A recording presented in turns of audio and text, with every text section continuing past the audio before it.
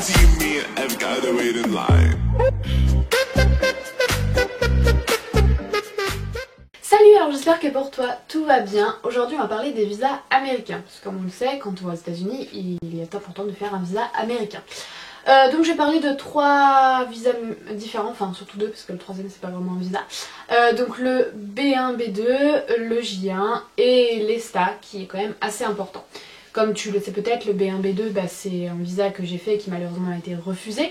Et le J1, je l'ai fait et lui m'a été accepté. Donc je vais en parler un peu de quoi ça sert, etc.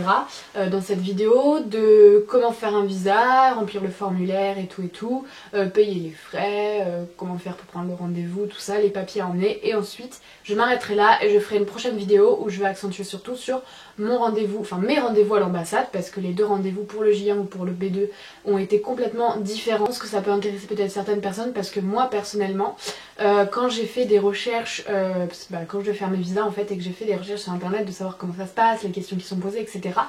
J'ai pas trouvé grand chose, il y a très peu de choses sur YouTube sur les rendez-vous à l'ambassade, etc. comment ça se passe.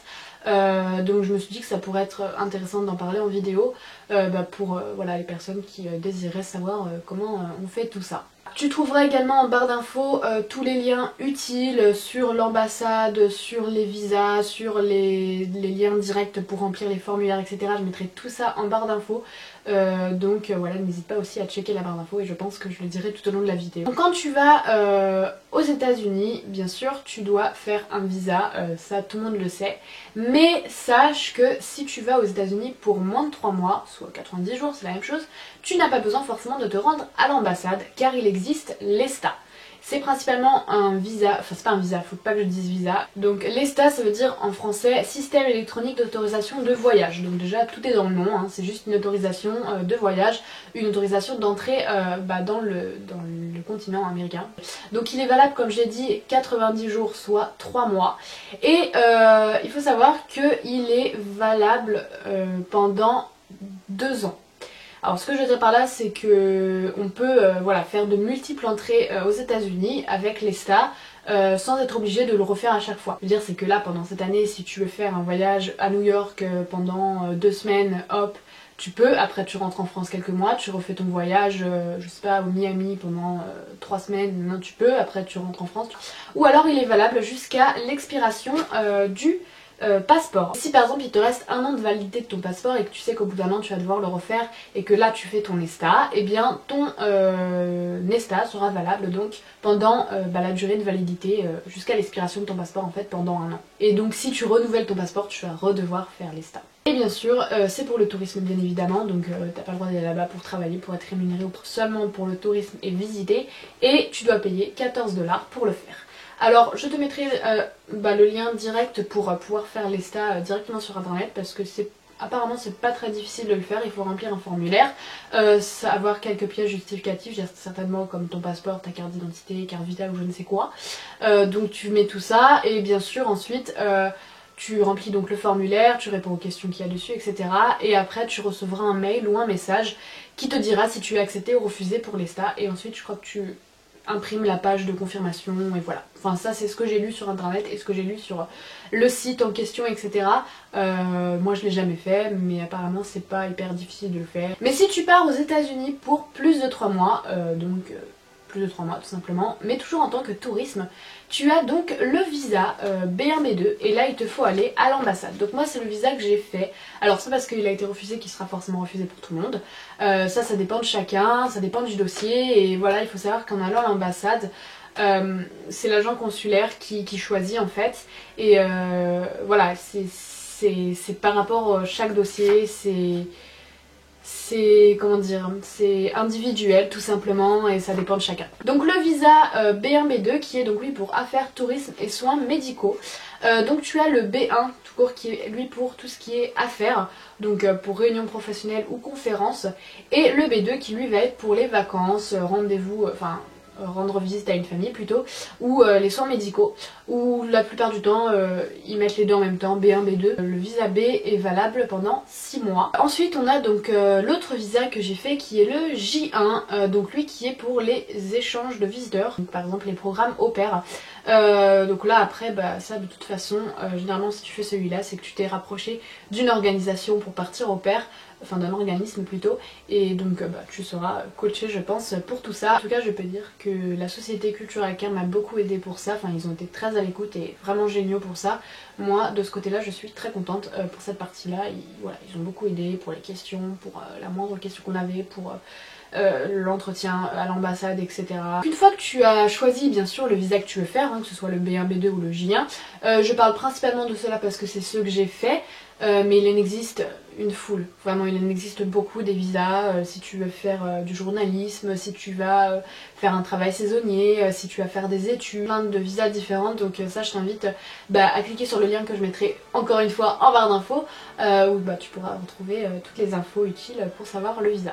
Je mettrai aussi en barre d'infos le lien de l'ambassade des États-Unis. Donc une fois que tu as choisi le visa que tu devais faire, voilà, tu vas devoir remplir ce qui s'appelle le formulaire DS 160. C'est un formulaire où tu vas devoir remplir tout simplement ton identité, des informations sur ton passeport, de pourquoi tu vas aux États-Unis, comment tu payes ton voyage, où est-ce que tu vas vivre. Qu'est-ce qu'il y a encore comme question? T'as aussi 5 pages de questions sur tout ce qui est est-ce que tu as déjà fait de la traite humaine, est-ce que tu as déjà consommé des produits illicites, est-ce que tu as déjà fait du vol à étalage, enfin c'est tout ce genre de questions. Tu as donc tout plein de cases à cocher et à remplir dans ce DS 160. Et une fois donc que tu as fini ton DS 160, tu as également la photo d'identité. Alors pour info, la photo d'identité, je te mettrai encore un lien en barre d'infos pour retrouver le DS 160 et la photo d'identité, comment la faire. Donc la photo d'identité, une chose à savoir, c'est qu'elle doit être de 5 par 5 et avec un fond blanc. Je te dis bien 5 par 5 et un fond blanc, surtout le fond blanc. Parce que sache que quand j'ai pris mon premier rendez-vous à l'ambassade, j'avais pris une photo d'identité tout à fait normale que j'avais faite chez le photographe et qui était valable pour les passeports, pour les cartes d'identité, etc. Mais pas pour les visas. Et quand je l'ai amenée, en fait, elle m'a dit mais c'est trop foncé, etc. Enfin, elle a dû éclaircir, je sais pas trop quoi, bref. Il y a eu quelques soucis par rapport à ça, donc surtout fais bien un fond blanc et en 5 par 5. Ensuite, une fois que le DS 160 est terminé et rempli, donc tu l'enregistres, etc. Et tu vas devoir imprimer la page de confirmation. Sur la page de confirmation, tu auras un petit numéro écrit en rouge, un code plutôt parce que c'est pas un numéro, c'est un code avec des lettres et des chiffres. Donc une fois que tu as rempli ton formulaire et que tu as enregistré la page, enfin le formulaire de confirmation, tu vas aller donc sur le site de l'ambassade que je mettrai encore une fois en barre d'infos, le lien direct, où là tu vas devoir donc prendre rendez-vous et payer tes frais de visa. Sur ce site de l'ambassade, tu vas donc créer un compte. Oui, tu te crées un compte avec ton nom, ton prénom, mail, etc. Et une fois que tu as créé ton compte, tu vas devoir après rentrer ton, comment ça s'appelle, ton numéro, enfin ton code de... Ah, ton code de DS160, tout ça, enfin tu remplis plein de trucs. Et tu auras une proposition de rendez-vous pour l'ambassade, donc tu prends ton rendez-vous et tu payes tes frais de visa. Voilà, aussi simple que ça. Si jamais tu as déjà pris un rendez-vous une fois à l'ambassade, comme c'était mon cas, parce que moi bon, j'avais pris pour le B1, donc j'avais déjà fait ma, comment ça s'appelle, mon compte, etc. Et quand je vais sur mon compte, il fallait que, enfin je pouvais pas refaire un autre compte pour ma demande de J1. Donc sur ton compte, il y a une possibilité de refaire une demande, en fait, de reprendre un rendez-vous. Il faut que tu ailles, il me semble, dans Autres demandeurs. Et dans Autres demandeurs, après, tu n'as plus qu'à rentrer toutes les données qui te redemandent et refaire reprendre un rendez-vous, payer les frais, etc. Une fois que tu as pris ton rendez-vous, payer tes frais de visa, tu recevras 2 mails, bien sûr, un mail de confirmation de rendez-vous et un mail de frais de visa, enfin que tu as payé tes frais. Les frais de visa, alors moi pour le B1, B2 et pareil pour le J1, c'était 160 $, soit 144 €. Ouais, je crois que c'est 144 €. Alors au niveau des papiers à emmener, les 3 principaux sont bien sûr le formulaire DS160, le passeport et ta carte, n'importe quoi, ta photo d'identité. C'est les 3 principales pièces à emmener pour le rendez-vous à l'ambassade. Alors si tu fais le J1, moi c'est ce que m'a dit d'apporter l'organisme, donc Cultural Care. Donc en plus de ça, j'ai ramené les frais de sévice et le DS 2019, plus l'original et la photocopie de mon diplôme. Voilà, donc ça c'est ce que tu dois emmener pour le J1. De toute façon l'organisme te dira ce qu'il faudra emmener, faut pas t'en faire pour ça. Pour information, donc le DS 2019 c'est tout simplement une feuille en fait qui va donc prouver officiellement que tu es sponsorisé par un organisme, que tu vas pas comme ça en mode fut. Et bien sûr c'est bon, il y a une brève description du programme ou du stage que tu vas faire, par exemple avec les dates de début, la date de fin et le but de ce voyage. Et bien sûr c'est un papier qu'il faut garder parce que si jamais pendant ton séjour en fait tu veux quitter le territoire américain pour n'importe quelle raison, parce que je sais pas, par exemple si t'es au pair et que ta famille veut aller en Espagne visiter, et bien toi il faut que tu t'adresses donc à ton organisme qui t'a délivré le DES 2019. Il va donc te le signer pour dire qu'il accepte que tu partes, que tu sortes du territoire pendant 15 jours pour aller en Espagne. Donc les frais de sévice, qui veut dire donc Student and Exchange Visitor Information System. Donc c'est un système qui permet donc la gestion par internet des fichiers retraçant le parcours des étudiants ou participants à un programme d'échange. Depuis donc la constitution du dossier jusqu'à l'expiration du programme. Donc en fait c'est un numéro qui est attribué à chaque étudiant ou participant à un programme d'échange. C'est un document qui est très important parce que c'est pour encore une fois prouver que tu es sponsorisé, etc. Que tu pars pas seul en mode fut. Et puis c'est un document qui est important parce que sinon le visa ne peut pas être délivré. Sur le frais de sévice tu as toutes les données, tout ce qui te concerne, etc. entre toi, l'organisme et tout et tout. Donc c'est des papiers qui sont importants et qui sont même importants de garder tout au long du séjour. Et le DS 2019, le jour de l'ambassade, sera également signé par l'agent consulaire. Donc ça c'est les papiers qui sont amenés pour le J1. Pour le B1, B2, alors bon, toujours pareil, il te faut un passeport, la photo d'identité et, et ton DS 160. Il faut emmener des trucs pour prouver ton attachement en France, prouver ton voyage. Donc par exemple moi j'avais fait faire une lettre à la famille chez qui je devais aller. Oui, parce que j'ai pas expliqué en fait le B1, B2. Pour venir sur l'explication du B1, B2, pourquoi je l'ai fait en fait. J'avais rencontré donc une famille américaine en France qui était pendant des vacances, voilà, ils étaient en vacances. Et donc j'ai sympathisé avec eux, etc. J'ai gardé leurs enfants et ils m'avaient proposé de venir en vacances chez eux. Donc de venir en l'occurrence 6 mois, donc avec le B1, B2. Donc j'ai dit ok, tout ça, sauf que malheureusement je suis arrivée à l'ambassade et ils m'ont refusé mon visa. Dommage. Donc je disais pour les papiers à emmener, donc moi le passeport etc, des 160 photos d'identité, ça c'est le principal. Et moi donc j'avais fait faire une lettre donc à la famille chez qui je devais aller pour qu'ils disent voilà pour échange, elle habitera chez nous, elle participera aux activités etc. etc. J'ai fait faire une lettre aussi à mes parents pour attester que voilà j'avais une attache en France. J'avais ramené aussi un récapitulatif de mes comptes bancaires.